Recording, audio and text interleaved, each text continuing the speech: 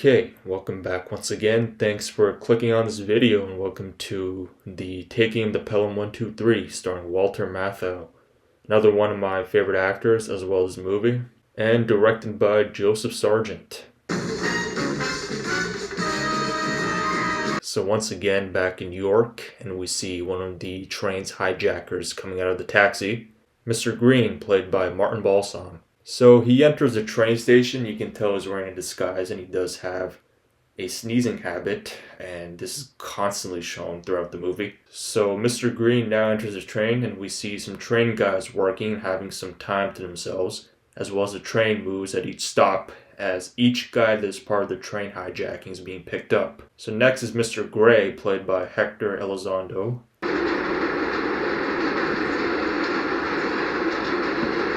And now the second last hijacker, Mr. Brown, played by Earl Hindman, and finally the main hijacker himself and the guy who planned everything, Mr. Blue, played by Robert Shaw, Donald Grant from Russia with Love, and with Jaws coming out 2 years from this movie in 1976, whereas this movie was released in 1974. So the train continues to move and finally ends up at the stop where Mr. Blue will be getting picked up. And now he pulls out the gun and points it at the train conductor and wants to hijack the train, as well as the other three guys taking out theirs. And now the passenger wants to pass by, but he's got a gun pointing at him, and the rest of the passengers don't know that the train is being hijacked, and luckily that guy missed the train. Well, that's the first 10 minutes of the movie, and now we are at the transit operations office mixed in with the police station, and here we meet this movie's hero, Lieutenant Zachary Garber, played by the classy Walter Matthau, taking a nap. Yeah, it would have been great if he did more action movies or police movies in the 70s and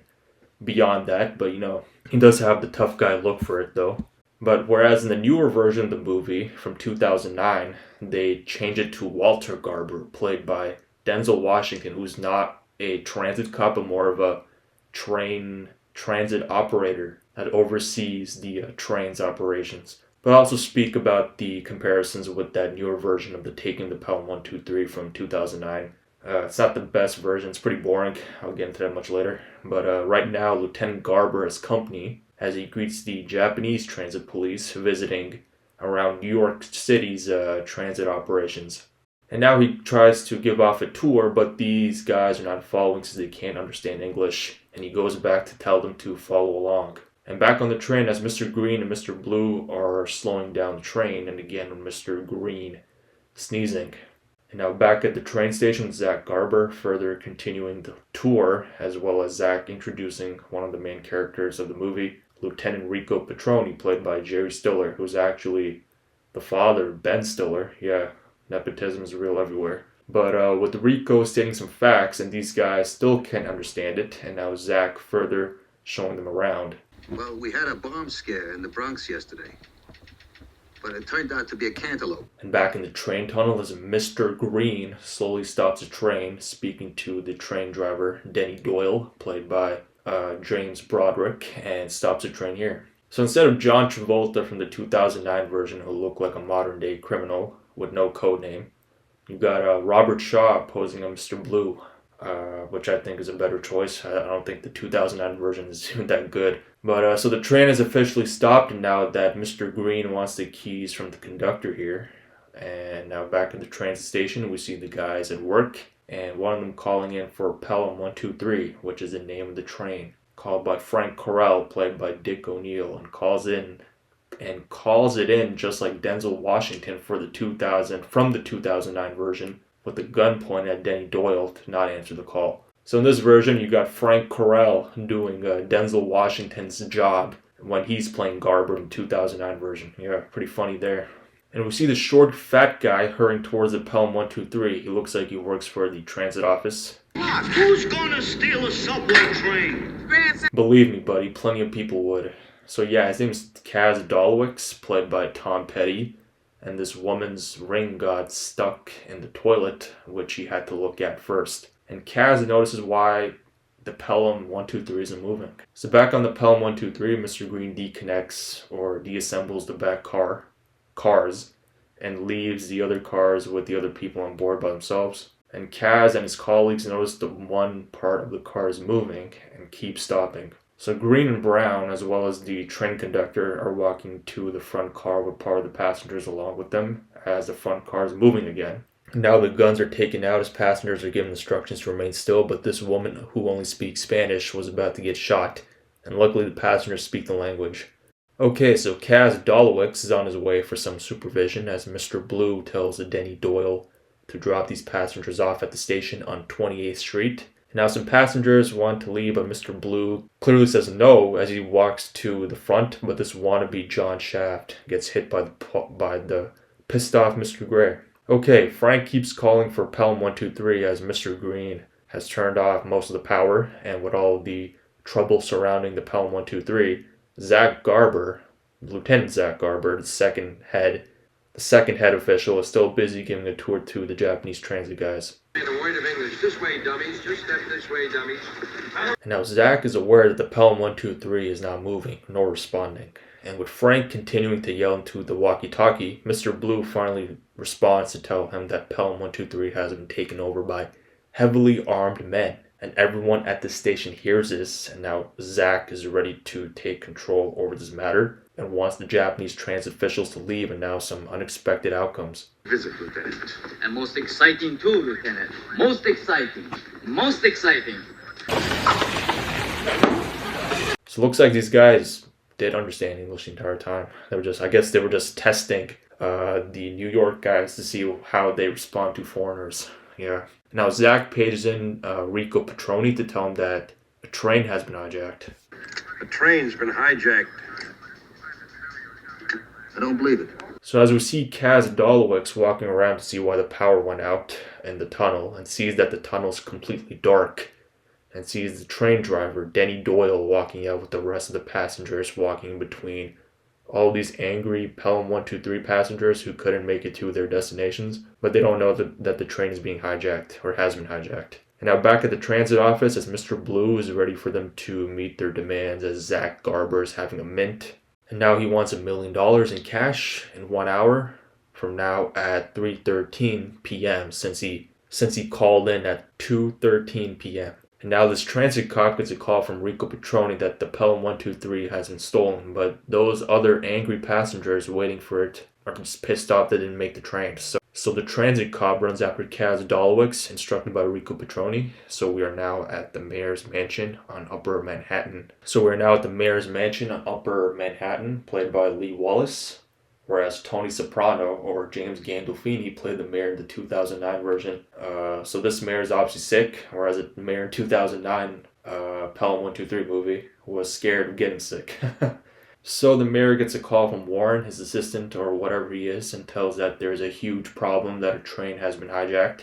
And the hijackers want $1 million for it, which we already knew. So back on the front car of the Pelham 123 with Mr. Green sitting down and goes back to check on Mr. Blue. And admits his strong hatred for Mr. Gray, the same guy giving kissy faces to the girl earlier. So Kaz is still walking towards the Pelham 123, and Mr. Gray notices Kaz walking up, as well as the transit cop following Kaz, and hides behind the wall. So Mr. Gray has killed Kaz Dolowitz, and the transit sees everything, as well as Mr. Blue wanting the kids to shut up after all that shooting. And now the same transit cop pages Rico Petroni that Kaz Dolowitz has been shot. And now Rico tells Zach that Kaz is dead, too. And now Frank Correll is surprised that he is dead. Now Captain Costello is paging in for Zach to tell him that he should take over, and tells him that there's a cop on board on the train as well. Maybe the guy from earlier that looked like George Harrison, the one from the Beatles. And here comes Warren, played by Tony Roberts, as we're back at the mayor's house, and he's all ready to give up, as he doesn't want to give up $1 million.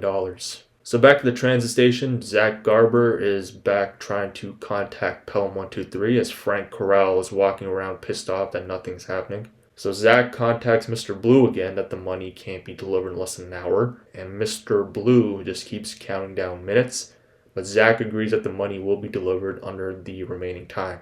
And now some police and detective conversations about the Pelham 123 being blocked, and now back at the mayor's mansion as we see the same police commissioner here with his colleague conversing about the ransom of the $1 million being done, and Warren is questioning the commissioner if he is willing to pay the ransom. The mayor has no other choice but to pay and talks these two bank guys and will find a way to get the $1 million done quickly and delivered quickly, and the mayor feels accomplished now after making that decision by gaining 18 more votes since, there's 18 passengers on that front car. So back on the Pelham 123, we see Green and Blue talking to each other as Blue is relaxing playing his crossword puzzle. And Green is now worried that what if Zach Garber doesn't get the bank guys to pay the money on time? And now some personal info about each other.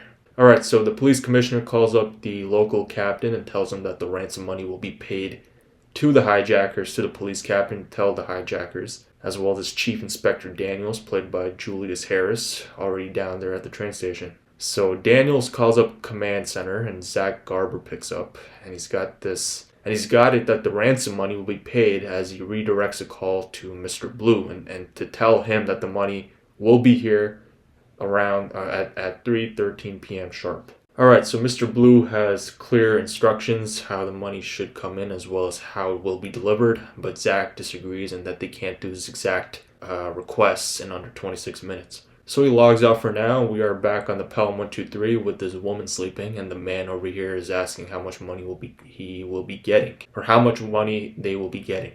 $1 million. That's not so terrific. Yeah, it doesn't sound so impressive since we are in 2025 now after hearing that amount. So now at the Federal Reserve Bank where the money's being ready for the hijackers as well, Warren telling the mayor with the needle being pointed into his ass, being told that he should be there for the sake of 18 new votes. So the money's still being counted and bundled into these separate requests made by Mr. Blue. It's back at the Transit HQ as Zach is marching around all pissed off as Rico calls him to say that the money has not been paid yet, but Zach tells him to look at recent listings of past motormen who can operate a train since driving one requires effort and specific skills. With the money still being counted, we are on the Pelham 123 again as Mr. Blue wants to speak to Mr. Gray, and we already know he hates Mr. Gray. So Zach now calls in Inspector Daniels again to see if the money has been delivered, but time is running out.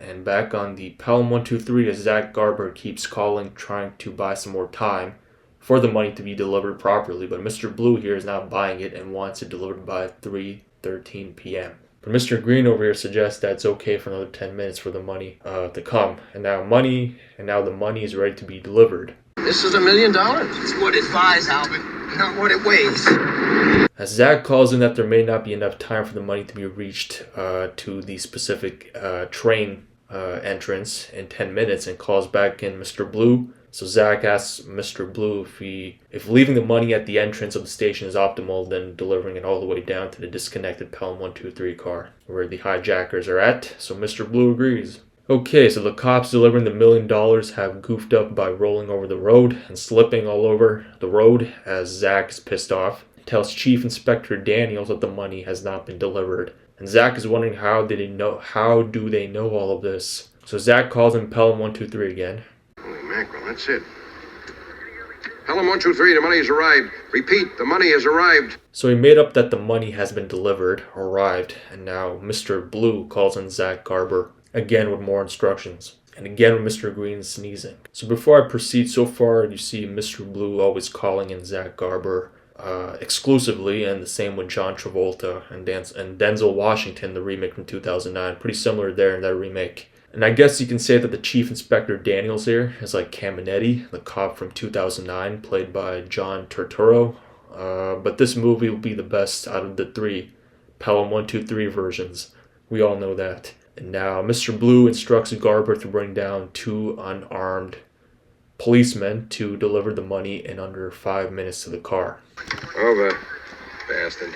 And now these 2 cops are here saluting the police captain, running down with some more police guys storming all over, ready to shoot. And the same transit cop over here pretending to shoot with his finger. But we hear this. So yeah, the money's there as Mr. Brown is shooting back with all the passengers all worried. So Mr. Blue sees that Mr. Brown has been shot and wants Gray to go check on Green as the transit cop is getting calls from Rico Petroni to see if he can see anything. Okay, so now to check if everything is fine, Blue sends out the train conductor to see if anything is there as he walks. So Blue kills him. Looks like he won't be writing that exam in the morning after all. So Rico calls in Zach to tell him that a hostage has been killed, which you don't know is a train conductor. And Rico wants to know when that cop will be showing up on the Pelham 123 that's already sneaking in there. And now Zach calls in again as Blue is pissed off that the money isn't here yet and will give him 30 more seconds. And now the transit cop whispers over the other cops who are delivering the money to stand up and deliver it. And now the two get back up while shining the flashlight as Mr. Brown spots the two cops. And Blue sees them too and tells the two cops to hand over the money. And now they drop the bag of cash and Mr. Blue drops it and all these guys are so excited like they've never seen money before. So yeah, the money is there and all these passengers look so thirsty looking at that money. Blue calls in Zach Garber again after receiving the cash with additional 3 specific instructions as usual. 1, leaving freely without any trouble. All green lights in the tunnel for the train to stop moving, which we all know what's going to happen next. And no cops and no one bothering them. Now Zach Garber calls in Daniels again about getting to Blue and his crew, which they don't know how yet, so they'll get to their post for now and find out where. And Frank Carell is so pissed off that he had to give Zach his seat and that he wants it back. And we see this great Walter Matthau moment. Of a bitch. You don't do what I tell you, you'll be having dinner tonight with Kaz Dolowitz. And like I said, Walter Matthau would have been a great action guy, but he chose to be an all-genre actor with comedies and rom-coms and kids' movies and sometimes villainous roles, but would have been a great action guy. Certainly has a look for it too. Great with a gun in his hand and tough guy too, but what's done is done. Certainly had the look for it. Now that Blue and Green are finishing up to pick up the rest of the cash, Kaz Dolowitz's colleagues see that Pelham 123 is moving again. And as Danielson now knows and tells Garber that what if Blue and his crew just let the train drive on its own, since Zach tells Daniels that it's impossible due to the fact that the train driver should be there at all times. I guess technology is pretty advanced in the 70s for trains. Green and Blue have now arrived at this exit as Zach tells Daniels to pull over that he's right above the hijacked train. And now we see Blue and Green, I think, deassembling the train track, and now Zach keeps calling in. Now Zach calls in Daniels again to have cops from 14th to 23rd Street all surrounded, and that he will be joining Daniels on the 17th Street, and now he wants Rico to take over his seat for now. Now that the cops are closing in on the 14th to the 23rd Street's exits from the train station, Zach Garber joins Chief Inspector Daniels to get to the area where Blue and his crew are located underground. Oh, I thought you were like a shorter guy. I don't know what I thought. So the hijackers get off the train car and let the car drive on its own with the passengers inside it. And as the train moves, we see George Harrison taking out his gun.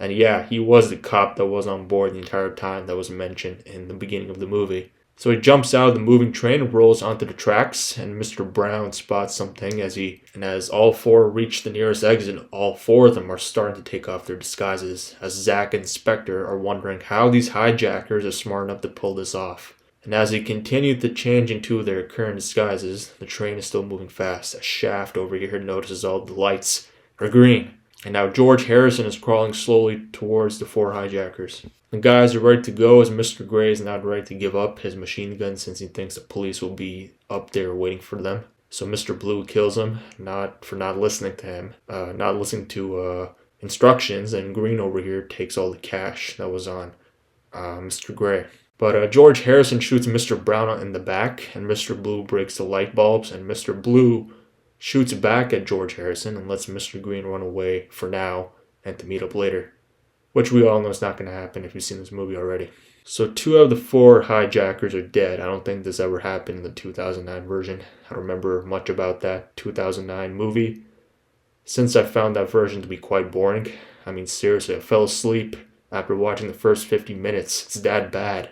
So Mr. Blue shoots George Harrison, and Zach Garber and Inspector Daniels are in high pursuit to where Zach wants to go to, with the train being in high speed as well. Everyone is just crapping themselves at this point that the train isn't stopping anytime soon. So this movie is just awesome, not boring at all whatsoever so far. There's about maybe 15 minutes left. And we see Mr. Green making his escape and walking like the other pedestrians, as Lieutenant Zach Garber has finally made it to the exit where Mr. Blue is at, after shooting George Harrison, and just runs there as well. Now Mr. Blue has George Harrison trapped, but... Excuse me, fella, would you mind dropping that gun and turning it around, please? Drop it! You got Lieutenant Zach Garber from behind scaring the shit out of Colonel Blue, or Mr. Blue. Apparently he's an army guy, according to Mr. Green in the first 10 minutes of the movie. So now Zach has got Mr. Blue, and now he puts his left shoe against a train track, or his right shoe against a train track, and have this magnetic kind of wave, and just kills himself in front of Zach Garber. Looks like he learned that in the army. It's like a cyanide pill. Christ. The train's still running and not stopping, and finally stops at the very end. And back at Transit HQ, Zach is back with Rico, finding some identification on the 3 dead guys, with Mr. Green walking away freely. So $750,000 just went to waste, since those 3 guys are dead. Pathetic, really. Pretty sure he took out $250,000 when he killed what's his name, Mr. Gray. So Rico shows Zach the cards and Mr. Brown and Mr. Gray, their real names and their, what do you call it, personal information. But no identification for Mr. Blue, but his name is Ryder, Colonel Ryder, since he is an army guy. Just like the same name portrayed by John Travolta in the 2009 version. His name was Ryder too. So Rico Petroni also finds out that there are 78 names for the motormen who can drive a train, as indicated by Zach earlier, that the motorman is still missing, as well as 69 of them are wherever, which they cannot access, leaving them only 9 remaining guys. And what do Zach and Rico do? Yeah, they go check out the 9 remaining guys nearby. And the first stop is Nathaniel Muscat. But this guy can't be it, since he has no right leg and a wheelchair. And the next stop is at a toll station, and we got this guy, who is a former motorman, who used to work for Zach actually at the transit station. It's not him. And now our final suspect, Mr. Green, with all the cash on his bed with some blood on it. Would have been nice if he had all $1 million for himself, since all 3 of his colleagues are dead. But yeah, he's stupid, doesn't think. And he's practically having sex in the bed with the cash, and now Zach and Rico are there in front of Mr. Green's apartment. His real name is Harold Longman, by the way. And he gets scared when he hears the word transit police, so he hides the money in the blanket and pretends to use the bathroom, with the Rico saying there is 7 more guys to check out after this, but we all know this is the one. This is one of the hijackers from the Pelham 123. So they both come in, and Zach asks a lot of questions, and as the questions are being asked, Mr. Green spots one of the cash wads he dropped on the floor, and tells Zach Garber that he works night shifts and has been sleeping all afternoon during the Pelham 123 hijacking. So he slips the missed wad under the bed, and now Rico wants to light up his cigarette, as Harold Longman, Mr. Green, has offered his stove to light up a cigarette, and now we see Zach and Rico leaving, but they'll be back. And Harold is pissed off that these guys are bothering him, suspecting him or accusing him for something he didn't do. But as I've been saying this since the beginning, Mr. Green has a sneezing problem, and probably the 4th time Zach says Gesundheit. Gesundheit.